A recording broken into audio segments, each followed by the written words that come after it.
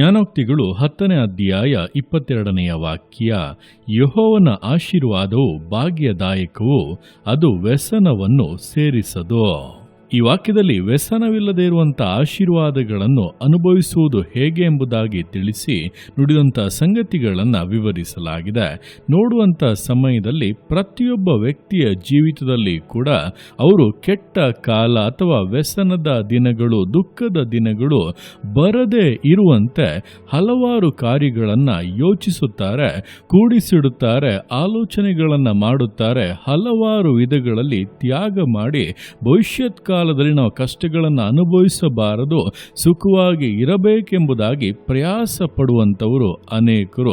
ಕೆಲವೊಮ್ಮೆ ನಾವು ಕಷ್ಟಪಟ್ಟರೂ ಪರವಾಗಿಲ್ಲ, ನಮ್ಮ ಮಕ್ಕಳು ಆಶೀರ್ವಾದವಾಗಿರಬೇಕೆಂಬುದಾಗಿ ಹಲವಾರು ಪೋಷಕರು ಹಲವಾರು ವಿಧಗಳಲ್ಲಿ ತ್ಯಾಗಗಳನ್ನು ಮಾಡಿ ಕಷ್ಟಗಳನ್ನು ಸಹಿಸಿಕೊಂಡು ಅನೇಕ ಕಾರ್ಯಗಳನ್ನು ಮಾಡುತ್ತಾ ಇದ್ದಾರೆ. ಆದರೆ ಇಷ್ಟೆಲ್ಲ ಮಾಡಿದ ನಂತರವೂ ಕೂಡ ಭವಿಷ್ಯತ್ ಕಾಲವು ದೃಢವಾಗಿರುತ್ತದೆ, ಆಶೀರ್ವಾದವಾಗಿರುತ್ತದೆ. ಯಾವುದೇ ದುಃಖಗಳು, ಅನರ್ಥಗಳು ಅದರಲ್ಲಿ ಸಂಭವಿಸುವುದಿಲ್ಲವ ಅಂದರೆ ಯಾರಿಗೂ ಕೂಡ ತಿಳಿಯದು. ಹಣವಂತರಾಗಲಿ ಬಡವರಾಗಲಿ, ವಿದ್ಯಾಭ್ಯಾಸ ಇರುವವರಾಗಲಿ ಇಲ್ಲದಿರುವವರಾಗಲಿ, ಉನ್ನತ ಸ್ಥಾನಗಳಲ್ಲಿರುವವರಾಗಲಿ ಕೆಳಗಿನ ಹಂತದಲ್ಲಿರುವವರಾಗಲಿ, ಒಂದು ಆತಂಕದಿಂದ ಭಯದಿಂದ ದೃಢತೆ ಇಲ್ಲದೆಯೇ ಕಾರ್ಯಗಳನ್ನು ಮಾಡುತ್ತಾ ಇರುತ್ತಾರೆ. ಆದರೆ ದೇವಜನರಾಗಿರುವಂಥ ನಮ್ಮ ಜೀವಿತ ವಿಭಿನ್ನವಾದದ್ದು. ನಾವು ದೇವರಲ್ಲಿ ಭಯಭಕ್ತಿಯುಳ್ಳವರಾಗಿ ಆತನ ವಾಕ್ಯಗಳನ್ನು ಅನುಸರಿಸಿ ನಡೆಯುತ್ತಾ ಇರುವಾಗ ದೇವರ ಆಶೀರ್ವಾದವು ನಮ್ಮ ಮೇಲೆ ಉಂಟಾಗುತ್ತದೆ. ಆ ಆಶೀರ್ವಾದವು ಹೇಗೆಂದರೆ ಅದು ಭಾಗ್ಯದಾಯಕವಾಗಿರುತ್ತದೆ. ಅದರಲ್ಲಿ ವ್ಯಸನ ಸೇರುವುದೇ ಇಲ್ಲ. ಹಾಗಾದರೆ ವ್ಯಸನ ಸೇರದೆ ಇರಬೇಕು ಅಂದರೆ ನಮಗೆ ಬೇಕಾಗಿರುವುದು ಹಣವಾಗಲಿ, ವಿದ್ಯಾಭ್ಯಾಸವಾಗಲಿ, ಪದವಿಯಾಗಲಿ, ಇಲ್ಲ ಸ್ಥಾನಮಾನಗಳಾಗಲಿ, ಜನಬಲವಾಗಲಿ, ಇದ್ಯಾವುದೂ ಕೂಡ ಅಲ್ಲ. ಅದೆಲ್ಲ ಇದ್ದರೂ ಇಲ್ಲದೆ ಇದ್ದರೂ ಕರ್ತನ ಆಶೀರ್ವಾದ ನಮ್ಮ ಮೇಲೆ ಇದ್ದರೆ ಸಾಕು. ಅದು ನಮ್ಮನ್ನು ವ್ಯಸನಗಳು ಕೂಡದೆ ಇರುವಂತೆ ಅವುಗಳನ್ನು ತಳ್ಳಿ ಹಾಕಿ ಅವುಗಳ ಮೇಲೆ ನಮ್ಮ ಜೀವಿತವನ್ನು ಉನ್ನತಿಯಲ್ಲಿ ನಡೆಸುವಂಥದ್ದಾಗಿದೆ.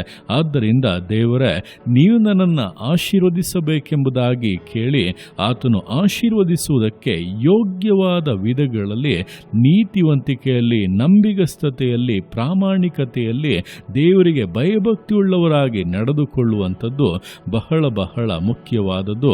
ಲೋಕದ ವಿಷಯಗಳಿಗೆ ಅಷ್ಟು ಕಷ್ಟಪಡುವುದಕ್ಕಿಂತ ದೇವರ ಮುಂದೆ ಯಥಾರ್ಥವಾಗಿ ನಂಬಿಗಸ್ತರಾಗಿ ನಡೆದುಕೊಳ್ಳುವುದಕ್ಕೆ, ಆತನಿಗೆ ಮೆಚ್ಚುಗೆಯಾಗುವಂಥ ಜೀವಿತವನ್ನು ನಡೆಸುವುದಕ್ಕೆ ಶ್ರಮ ಪಡುವುದಾದರೆ ಅದು ಎಷ್ಟೋ ಭಾಗ್ಯದಾಯಕವಾಗಿ ನಮ್ಮ ಭವಿಷ್ಯತ್ ಕಾಲವನ್ನು ಬಹಳ ಸುರಕ್ಷಿತವಾಗಿ ಕಾಯುವಂಥದ್ದಾಗಿದೆ. ಆದ್ದರಿಂದ ಈ ದಿವಸಗಳಲ್ಲಿ ನಿಮ್ಮ ಜೀವಿತವನ್ನು ದೇವರ ಆಶೀರ್ವಾದದ ಒಳಗೆ ಸಮರ್ಪಿಸಿರಿ.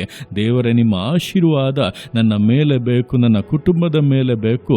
ನಿಮ್ಮ ರಕ್ತ ಕೋಟೆಯೊಳಗೆ ಮರೆ ಮಾಡಿಕೊಂಡು ನಿಮ್ಮ ದಯೆಯಿಂದ, ಕೃಪೆಯಿಂದ ಆವರಿಸಿಕೊಂಡು ನನ್ನ ನಡೆಸಿರಿ ಎಂಬುದಾಗಿ ದೇವರ ಮುಂದೆ ಸಮರ್ಪಿಸುವುದಾದರೆ ಖಂಡಿತವಾಗಿ ನಿಮ್ಮ ಭಯಭಕ್ತಿಯನ್ನು, ಸಮರ್ಪಣೆಯನ್ನು ನೋಡಿ ದೇವರು ವಿಶೇಷವಾಗಿ ನಿಮ್ಮನ್ನು ಆಶೀರ್ವದಿಸುತ್ತಾರೆ. ಯಾವುದೇ ವ್ಯಸನಗಳು ಕೂಡ ಕೂಡದೇ ಇರುವಂತೆ ಸುರಕ್ಷಿತವಾದ ಆಶೀರ್ವಾದವಾದ ಜೀವಿತವನ್ನು ಮುನ್ನಡೆಸಬಹುದಾಗಿದೆ.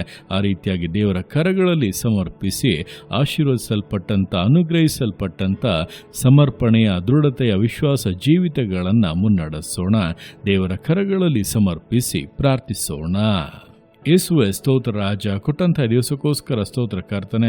ಈ ದಿವಸವನ್ನು ನಿನ್ನ ಕರಗಳಲ್ಲಿ ಸಮರ್ಪಿಸ್ತಾನೆ. ಪ್ರತಿಯೊಂದು ಜೀವಿತಗಳನ್ನು ನೀನು ಆಳ್ವಿಕೆ ಮಾಡು, ಬಲಪಡಿಸು ಕರ್ತನೆ. ಹೌದಪ್ಪ, ನಮ್ಮ ಜೀವಿತವನ್ನು ನಿನ್ನ ಆಶೀರ್ವಾದಕ್ಕೆ ಸಮರ್ಪಿಸಿ ಕೊಡುತ್ತಾ ಇದ್ದೇವೆ. ನಿನ್ನ ಆಶೀರ್ವಾದಪ್ಪ ನನ್ನ ಕೇಳ್ತಾ ಇರುವಂಥ ಪ್ರತಿಯೊಬ್ಬೊಬ್ಬರ ಮೇಲೆ ಇರಬೇಕು, ಅವರ ಕುಟುಂಬಗಳ ಮೇಲೆ ಇರಬೇಕು ಅಪ್ಪ. ಅದು ನೆಲೆಗೊಂಡಿರಬೇಕು ಕರ್ತನೆ. ನೀನು ಆಶೀರ್ವದಿಸುವಾಗಲೇ ನಮಗೆ ಅಪ್ಪ ಸುರಕ್ಷತೆ, ನಮಗೆ ಮೇಲುಗಳು, ಘನತೆಗಳು ಕರ್ತನೆ. ಯಾವುದೇ ವ್ಯಸನವೂ ಕೂಡ ಕೂಡದೇ ಇರುವಂಥ ಒಂದು ಸಂತೃಪ್ತಿ ಉಂಟಾಗುತ್ತದೆ. ಅದಕ್ಕೆ ನಮ್ಮನ್ನು ಸಮರ್ಪಿಸಿ ಕೊಡುತ್ತಾ ನಿನಗೆ ಮೆಚ್ಚುಗೆಯಾಗಿ ನಡೆದುಕೊಳ್ಳುವಂತೆ, ನಿನ್ನ ಆಜ್ಞೆಗಳನ್ನು ಕೈಗೊಂಡು ನಿನ್ನ ಉದ್ದೇಶವನ್ನು ನೆರವೇರಿಸುವಂಥ ಜೀವಿತವಾಗಿ ಪ್ರತಿಯೊಬ್ಬೊಬ್ಬರು ಮಾರ್ಪಡುವಂತೆ ನೀನು ಸಹಾಯ ಮಾಡು. ಈ ದಿವಸ ಮೊದಲುಗೊಂಡು ಕರ್ತನೆ, ಜೀವಿತದ ಮೇಲೆ ನಿನ್ನ ಸುರಕ್ಷತೆಯು, ಆಶೀರ್ವಾದವೂ ಇರಲಿ. ಕುಟುಂಬವಾಗಿ ಮಾನಿಸು, ಘನಪಡಿಸು ಕರ್ತನೆ. ಯಾವುದೇ ಕೊರತೆ ಇಲ್ಲದೇ ಇರುವಂಥ ಸಮೃದ್ಧಿಯ ಸಾಕ್ಷಿಯ ಜೀವಿತವನ್ನು ಉಂಟು ಮಾಡು. ನಿನ್ನ ಘನತೆಗೆ ಮಾಡುವಂಥ ನಿನ್ನ ಪ್ರೀತಿಗೋಸ್ಕರ, ಕೃಪೆಗೋಸ್ಕರ ಅಪ್ಪ ನಿಮಗೆ ಸ್ತೋತ್ರಗಳು. ಪ್ರತಿಯೊಂದು ಜೀವಿತಗಳನ್ನು ಅಪ್ಪ ನಿಮ್ಮ ಕರಗಳಲ್ಲಿ ಸಮರ್ಪಿಸ್ತಾ ಅದನ್ನು ಆಶೀರ್ವದಿಸು, ಮಾನಿಸು, ಘನಪಡಿಸು. ಎಲ್ಲ ನಿಮ್ಮ ಕರಗಳಲ್ಲಿ ಸಮರ್ಪಿಸಿ ಎಲ್ಲ ಸ್ತುತಿಯನ್ನು ಮಾತನಿನೊಬ್ಬನಿಗೆ ಸಲ್ಲಿಸಿ ಯೇಸುವಿನ ನಾಮದಲ್ಲಿ ಬೇಡ್ತೇನೆ ನಮ್ಮ ತಂದೆಯೇ. ಆಮೇನ್, ಆಮೇನ್.